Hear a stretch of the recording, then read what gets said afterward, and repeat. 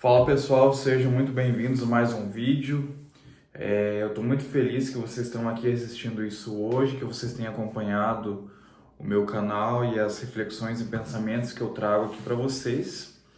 E hoje eu quero trazer um pensamento, uma reflexão a respeito da substituição que as pessoas estão confundindo em relação à inteligência artificial nos dias de hoje e por que isso tem aumentado cada vez mais. E o que eu quero dizer com substituição, né? A pessoa se confundir com a substituição em relação à inteligência artificial. O que eu quero dizer com isso é que eu vejo que está se perdendo habilidades manuais ou de comunicação que são características humanas, e as pessoas optam por simplesmente substituir isso pela IA, né? Pela inteligência artificial, pelo ChatGPT e outras ferramentas. E se aprofundando um pouco mais nisso, é importante ressaltar que, além da substituição dessas coisas que eu mencionei, o tato humano, né, que é tão importante para o desenvolvimento de nós, seres humanos, como sociedade, ele vem se perdendo, né? A gente está perdendo esse tato, essa sensibilidade com as coisas do mundo e com as pessoas, principalmente, né? Então, dando um exemplo aqui de por que isso acontece ou como isso acontece, é que simplesmente tem pessoas hoje que, por exemplo, tem algum problema psicológico, está passando por alguma dificuldade, algum problema, e ao invés de procurar ajuda, procurar um familiar, um amigo para conversar, compartilhar esse problema, ou talvez pedir ajuda para resolver esse problema, as pessoas fazem uma simples consulta no ChatGPT, né? Em alguma inteligência artificial. Por exemplo, chat, com esse pensamento, tô com esse pensamento ruim em relação a alguma coisa, o que eu devo fazer, né? Aí a inteligência consulta as informações disponíveis na internet e dá uma resposta computadorizada e pronta ali para a pessoa, né? Só que o problema disso, a inteligência, a máquina pode até dar uma resposta coerente, só que um computador não tem a sensibilidade humana, né? Isso é fato.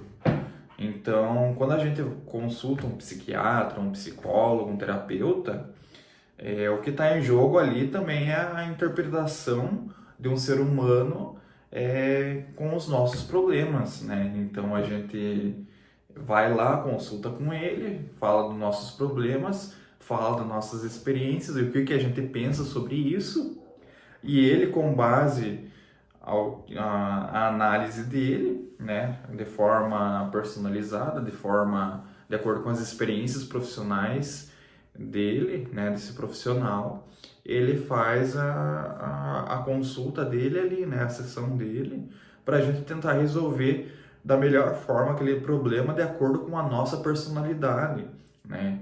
Então ele procura entender como nós funcionamos de forma individual, né? Então, assim, tem pessoas que lidam com o mesmo problema, mas de formas diferentes. E quando a gente fala sobre inteligência artificial, né, é como se fosse uma matemática, é preto no branco, né? Então, não tem essa sensibilidade, como eu falei, esse tato, esse toque humano que faz com que a vida simplesmente tenha mais cor, faça mais sentido, né? Então, assim, muitas pessoas passam pela depressão, por exemplo, né? Mas existem muitas maneiras de lidar com a depressão, né? Não tem uma só solução, né? Ou seja, uma solução pode resolver a minha situação, mas não pode, não, talvez não resolva a situação do outro, né? Então precisa dessa interação humana, né? Dessa consciência humana para resolver algumas coisas. E eu vejo que, além disso, né? Além dessa perda de percepção, né? De contato, de interação e de comunicação humana que vem se perdendo com o avanço desenfreado dessa inteligência artificial, outra coisa é a respeito das consultas, né? Consultas técnicas, né? E consultas a respeito de você pesquisar alguma coisa nas inteligências artificiais, principalmente no campo dos estudos, né? Das escolas e das universidades. Eu vi uma pesquisa recente dos Estados Unidos dizendo que mais de 85%, salvo engano, dos alunos usam inteligência artificial para fazerem consultas sobre trabalhos, provas e diversas outras coisas, né? E isso está errado? Não. Eu acredito que a inteligência artificial veio como um mecanismo, uma ferramenta, justamente para nos auxiliar em tarefas como essa. Mas a partir do momento que um estudo, um trabalho é feito 100% baseado em uma inteligência artificial, né? Em consulta em uma inteligência artificial, eu acho que é aí que mora o problema maior, né? Um problema grave. Porque, voltando a falar dessa pesquisa que eu li, os alunos, apesar de, esses 85% dos alunos, apesar de consultarem a inteligência artificial para fazerem suas provas e seus trabalhos e terem boas notas, né? Um fato interessante é que, mesmo que eles tirem essa boa nota, mesmo que eles façam o trabalho corretamente ali, eles esquecem do conteúdo desse trabalho, dessa prova, ou propriamente o que ele pesquisou. E aqueles outros alunos que não consultam inteligência artificial ou consultam de forma em menor escala, né? Que não seja 100% baseada nessas consultas aí, a memória deles em relação ao conteúdo desses trabalhos, dessas provas, do conteúdo da aula mesmo, né, das aulas, é melhor retido, né, na memória deles. Ou seja, além da gente perder, se a gente usar essa inteligência artificial, além da gente perder a capacidade de simplesmente pesquisar, estudar, ler conteúdos, né, ler conteúdos autorizados, aprovados e relevantes, né? A gente perder essa forma de se realizar um trabalho, uma prova, um estudo para uma prova, a nossa memória é afetada também, né? Teoricamente falando, né? Isso eu acredito que não saiu nenhuma pesquisa aprofundada em relação a isso, em como a inteligência artificial afeta a nossa memória em relação a retenção de conteúdos, né? Mas é algo que está acontecendo, tá? Então fica a reflexão de que a inteligência artificial veio para substituir, né, o mundo, né, tudo que a gente conhece no mundo, ou a gente tem que ter um tato com ela, de que ela é apenas uma ferramenta para facilitar algumas coisas no nosso dia a dia, né? Voltando ao exemplo dos estudos, não vejo problema nenhum em alguns casos, pequenos casos, em alguns assuntos onde a gente não acha substância suficiente dentro da internet, né? A gente usar o ChatGPT, por exemplo, para construir uma linha de raciocínio que seja mais complexa, né?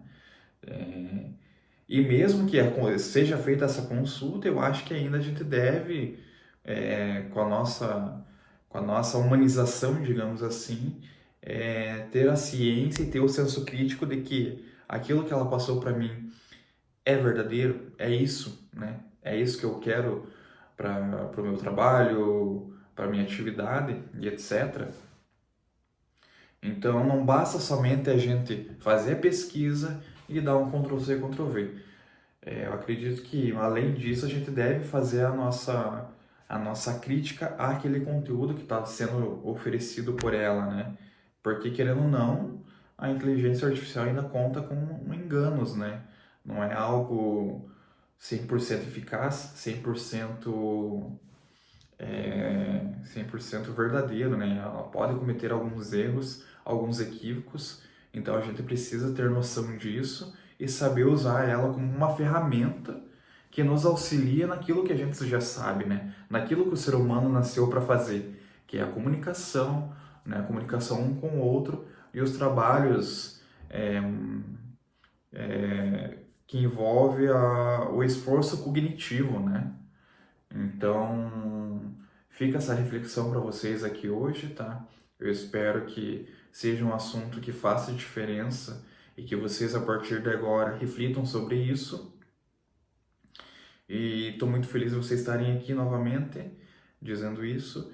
E nos próximos vídeos eu quero trazer mais assuntos relacionados à inteligência artificial, porque querendo ou não, é um assunto que está há muito tempo em alta e realmente é algo que já faz parte do nosso dia a dia e influencia muito, de forma silenciosa, mas influencia muito a nossa vida, tá? Então, fica aqui a reflexão, fica aqui o pensamento de hoje.